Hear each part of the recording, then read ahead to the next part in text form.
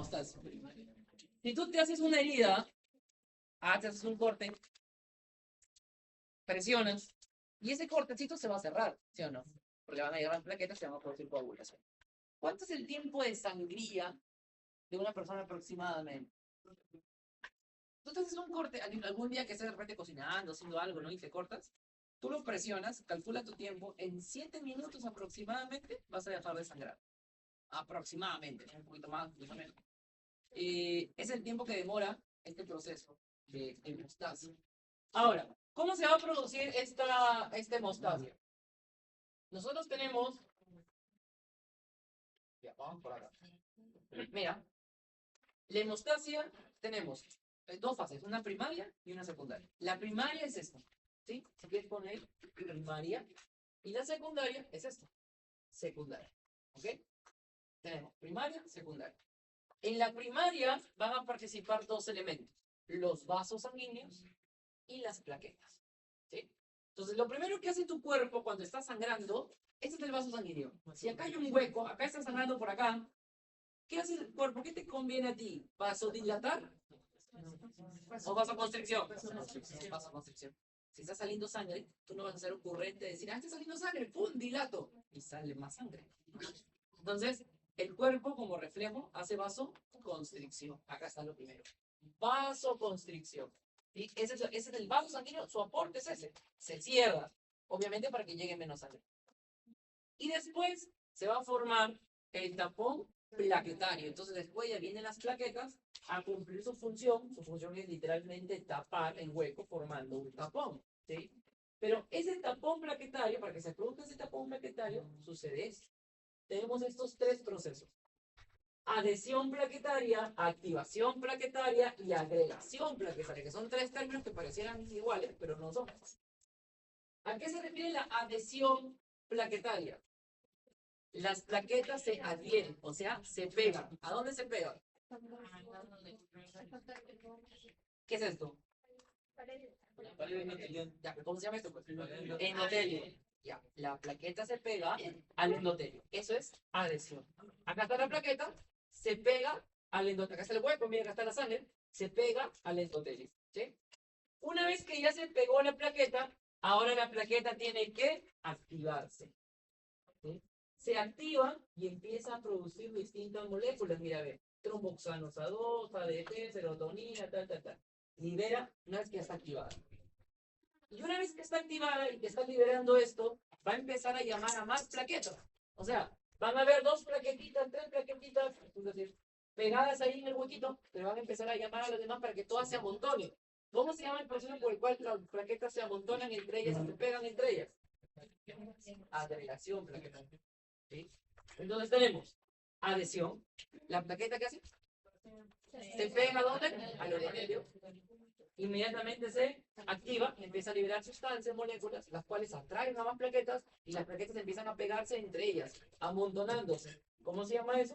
Agregación. Y ahí formamos el tapón plaquetario. ¿Muy bien? Pero este tapón plaquetario, imagina que tienes ahí el tapón, se podría decir que todavía no está completamente resistente, consistente.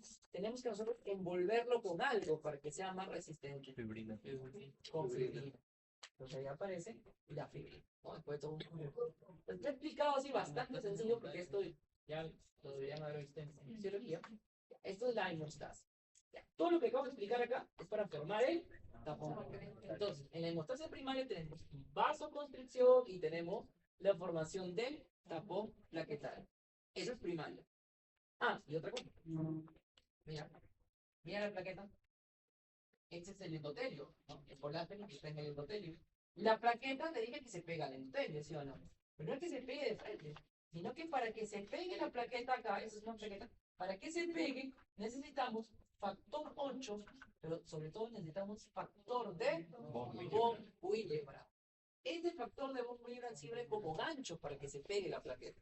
Por eso, ustedes habrán leído en el libro, en el control de lectura, que la enfermedad de von Willebrand se produce cuando hay una deficiencia de este factor, no hay esta molécula, por lo tanto la plaqueta no se puede pegar al endotelio. ¿Sí? O sea, hay plaqueta, pero no puede funcionar, porque no se puede pegar. ¿Muy bien? Correcto. Ahora, esa es la hemostasia primaria. Hemostasia secundaria sería la coagulación sanguínea. Sería el proceso mismo de coagulación. Y aquí participan ¿quiénes? Los factores de coagulación. Y al final viene ya el proceso de retracción sanguínea, ¿no? Pero vamos a hablar ahora, acá está, la cascada de coagulación. Eso ya lo han visto también en los cursos anteriores. ¿Te acuerdas que hay una vía intrínseca y hay una vía extrínseca? La vía extrínseca, ¿por dónde comienza? ¿Con qué factor comienza? El 7, factor tisular, ¿sí?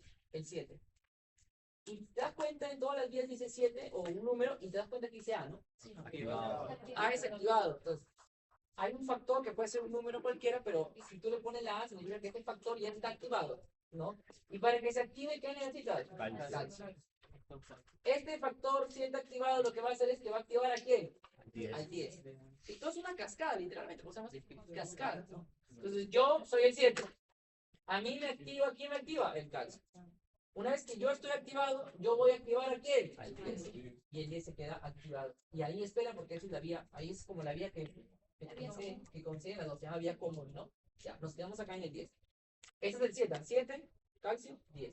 Ahora, por acá, la vía es intrínseca. ¿Dónde comienza? Con el 12. El 12 se activa. Y el 12 activado va a activar ¿a quién? Al 11. Se activa. Y el 11 activado va a activar ¿a quién? Al 9. Obviamente 12, 11, 9. El 10 no, porque el 10 está por acá. 9. Y el 9 activado va a activar ¿a qué? Al 10 igual. Porque al final las dos vías terminan en el 10. ¿Ok? Las dos vías terminan en el 10. Y este factor 10, viene por acá y es ya común, con el calcio, va a hacer que la protrombina se convierta en ¿qué? En trombina. Y la trombina va a servir para que el fibrinógeno se convierta en fibrina.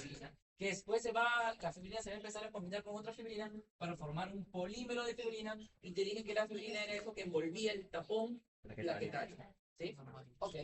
Aquí están los nombres de los factores de coagulación. El 1, el 2, el 3, el 4. ¿Quién es el 4? El 5, el 6. No hay el 6. No hay 5, 7, 8, 9, 10, 11, 12 y 3. Ahí están los factores de coagulación que participan en esto que había dicho que era hemostasia primaria o secundaria. Ok. Ahora, vamos a hacer lo siguiente. Mira.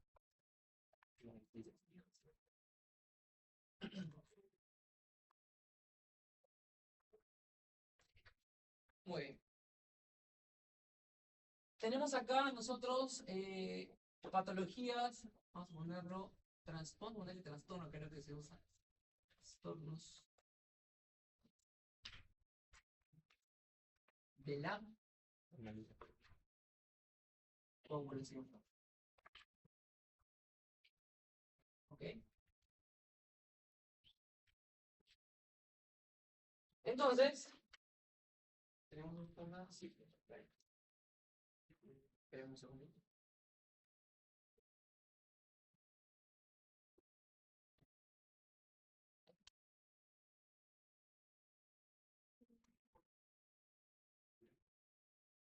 Entonces, ahí, trastorno de la coagulación. Tenemos la forma sencilla de entender estos trastornos, porque sí son un poquito complejitos, es que ustedes recuerden lo que les he explicado hace rato. Nosotros tenemos una hemostasia primaria y hemostasia secundaria. O sea que, para que yo tenga un trastorno de la coagulación, puede ser que el trastorno se deba a un problema, primero, de los vasos sanguíneos, ¿sí o no? Vasos sanguíneos. Si hay un problema en los vasos sanguíneos, ¿va a haber vasoconstricción correctamente? No. Entonces ya se malogró todo el proceso. ¿Sí? ¿Cómo se llama cuando hay una enfermedad de los vasos sanguíneos? Dime. Podría ser vasculitis, podría ser, pero vamos a ponerle el término en general, que es una ¿angio qué? Patía. Angiopatía, o sea que hay un problema en el vaso sanguíneo.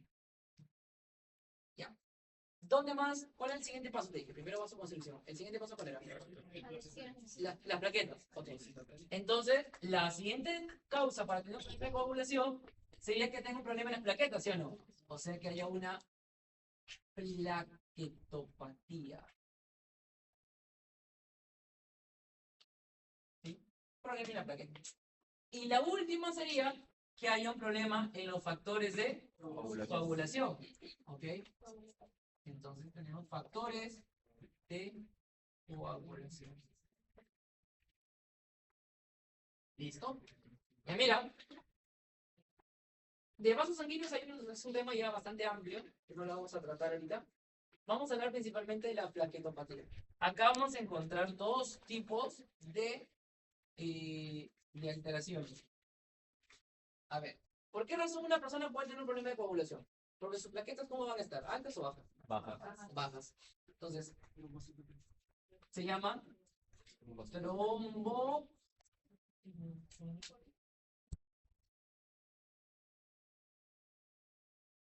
trombocito. ¿Sí? Ahora, puede ser que no esté bajas, sino que las plaquetas estén deficientes por alguna razón, o sea, que no tienen lo suficiente para cumplir su función. ¿Cómo se llama eso? Trombocitopatía. ¿Sí? Mira, trombocitopenia significa que hay menos plaquetas, pero eso significa que hay plaquetas alteradas, ¿sí? Dañadas por alguna razón. Muy bien. Ahora, la trombocitopenia. ¿Por qué razón una persona tendría trombocitopenia? Aquí tenemos dos razones.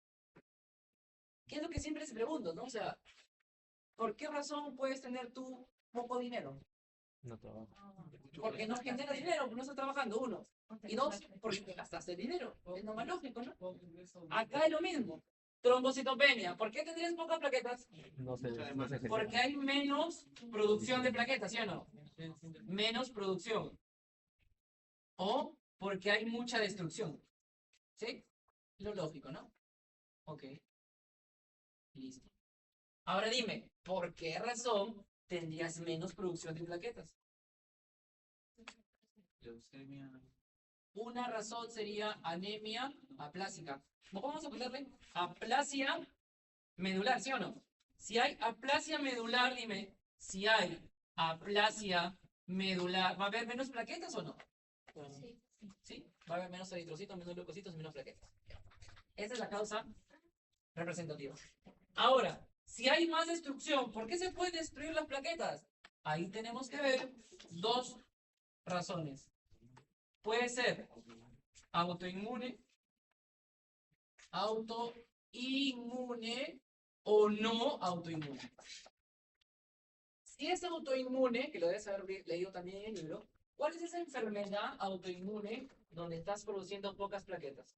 Púrpura trombocitopénica inmunitaria. PTI, ¿sí o no? No, voy a poner las últimas, lo voy a poner con color amarillo, mejor para que lo puedas ver mejor, que resalte ahí. Tenemos, acá te había dicho, aplasia. Aplasia medular. Ya. Este ejemplo entonces es de autoinmune. Ya. ¿Y por qué razón se pueden destruir las plaquetas que no sea una enfermedad autoinmune? Ahí aparece la otra que es parecida a esta, ¿no? ¿Cómo se llama? Púrpura trombótica trombocitopénica. ¿Sí? PTT. ¿Y cuál es otra? ¿Qué es esto? Síndrome hemolítico urémico. ¿Ok? Y tenemos otra más. ¿Qué es esto? Coagulación intravascular diseminada. Correcto. Entonces ya tenemos, mira, aplasia medular, tenemos una púrpura por acá, tenemos otras causas por acá. Todo esto es que hay un problema que al final se está originando menos plaquetas. ¿Sí? ¿Síndrome qué? Urémico, hemolítico urémico. Síndrome hemolítico urémico. Ahora, las trombocitopatías. Dime, acá, ¿cuál es el problema? ¿Hay menos plaquetas? Hay una alteración de la plaqueta. Hay un problema en la misma plaqueta. La plaqueta está fallando por alguna razón. Aquí lo vamos a dividir en dos. Acá lo dividimos en dos. Puede ser congénita y puede ser, lo contrario, congénito, Adquirida. adquirida. Si es congénito, van a haber distintas enfermedades que te van a producir algún daño en las plaquetas. Ejemplo, la enfermedad de von Willebrand. ¿Sí? Es el ejemplo típico y hay otras más ahí. Pero también puede ser adquirida, que puede ser ya por distintas razones, ¿no? Incluso fármacos también. Pero no vamos a entrar mucho ahí en ese tema. Todo lo que he hablado ahorita es problema de la plaqueta.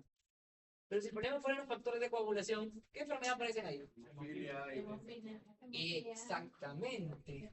Aquí aparecen las hemofilias. Listo. Este es un mapa que te va a servir mucho para que tú puedas entender mejor esto. Porque si tú lees un libro cualquiera, te van a decir esto, te van a poner esto, te van a poner esto, pero no vas a saber cómo ordenarlo, ¿no? La idea es ordenarlo así. Todo parte en qué? En la hemostasia que sabemos de fisiología, ¿no? Primero actúan los vasos sanguíneos, después actúan las plaquetas y después actúan los factores de coagulación. Y a distintos niveles van a haber distintas patologías, ¿sí? Apunten eso, por favor.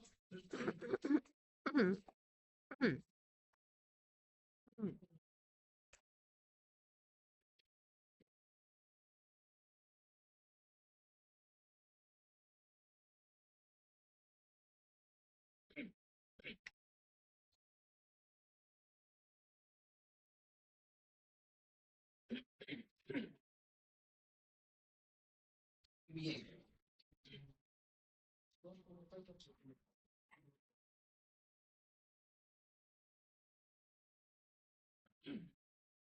Por ejemplo, ahora ya con lo que les acabo de decir. Mira este cuadrito, este es el cuadrito del libro de medicina interna. Ahí te ponen trastornos hemostáticos primarios. Se llaman primarios porque afectan a la hemostasia primaria, ¿sí o no? La hemostasia primaria es los vasos sanguíneos y las plaquetas. Entonces, ahí dice que el tapón plaquetario. Entonces, quiere decir que esto en el cuadrito que yo les he explicado, este de acá, ¿dónde estaría? El cuadrito que les expliqué.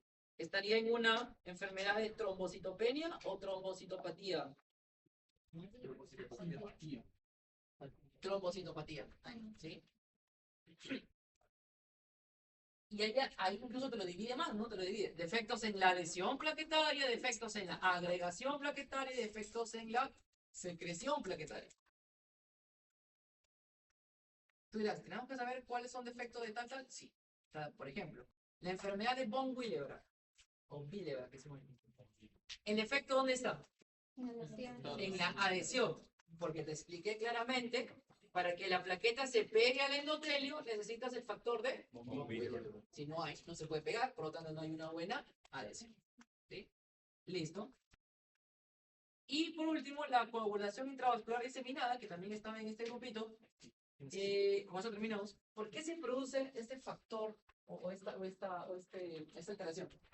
Puede haber lesiones tisulares, por ejemplo. ¿Qué te puede llevar a una coagulación intravascular diseminada? Distintas causas. Cáncer, complicaciones obstétricas, infecciones, traumatismos, cirugías, quemaduras, muchas causas. Pero también por lesión celular del endotelio, ya sea por infecciones, por alteraciones inmunológicas, quemaduras, hipoxia, etcétera, etcétera, etcétera. O sea, date cuenta que hay distintas situaciones, ¿ah? Por eso que esta alteración tú la puedes ver en una enfermedad infecciosa, esto lo puede ver el ginecólogo, esto lo puede ver el pediatra, ¿tá? En muchas especialidades lo vas a ver. ¿En el COVID había esto? Sí. En el COVID también había esto. ¿Sí? ¿En el COVID había trombos o no? ¿Por qué? Porque hay coagulación intravascular diseminada. Entonces, distintas patologías le pueden llevar a eso. ¿Por qué? Todo esto va a hacer que haya una alteración en los factores de coagulación. A ver, la generación de trombina, la trombina se va a formar de forma exagerada. ¿Sí? O sea, formar trombina es bueno, sí, porque tienes que coagular. Pero si se genera de manera descontrolada, dice acá fallos en los mecanismos de control. Si se genera demasiada trombina, entonces tú vas a empezar a formar trombos cuando en lugares que no necesitas. Esta coagulación intravascular, al final, después de todos esos procesos, ¿no? De microtrombos, que consume factores de coagulación, de todo esto, te va a llevar ¿a qué? A hemorragias, ¿sí? Pero como tú estás formando microtrombos, o sea, estás formando trombitos chiquitos que van a obstruir distintas arterias, tú ya sabes que si yo estoy una arteria me lleva ¿a qué? Isquemia. A isquemia, y la isquemia me lleva a infarto. Entonces, mira, se produce lesión, isquemia, ¿ok? O sea, al final, la consecuencia de toda la coagulación intravascular diseminada sería esto, que sería la lesión isquémica. ¿Ok? Entonces, por eso que esta persona empieza a formar coágulos por todos lados y empieza a tener infartos por todos lados, por distintos órganos. Justamente por eso se llama diseminado.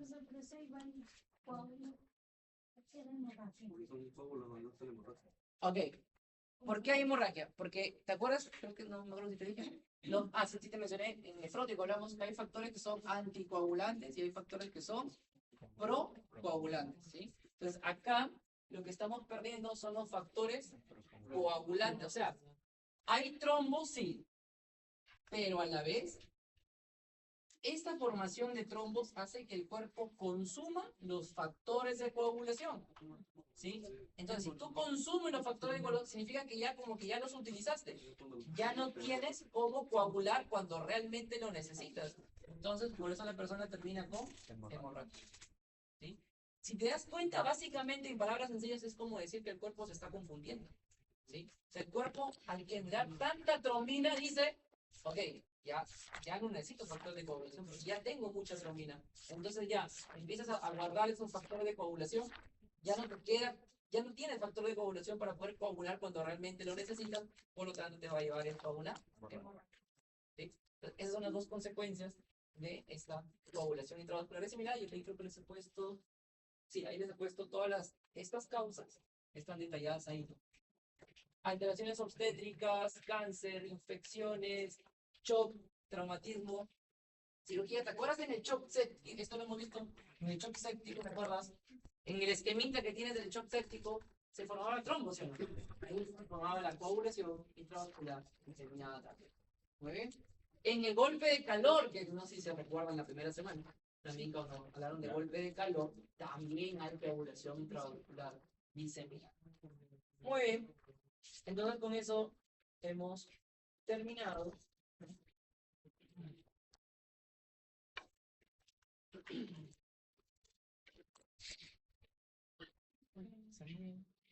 Y la actividad que íbamos a hacer, ¿saben cuál era? Era el cuadrito.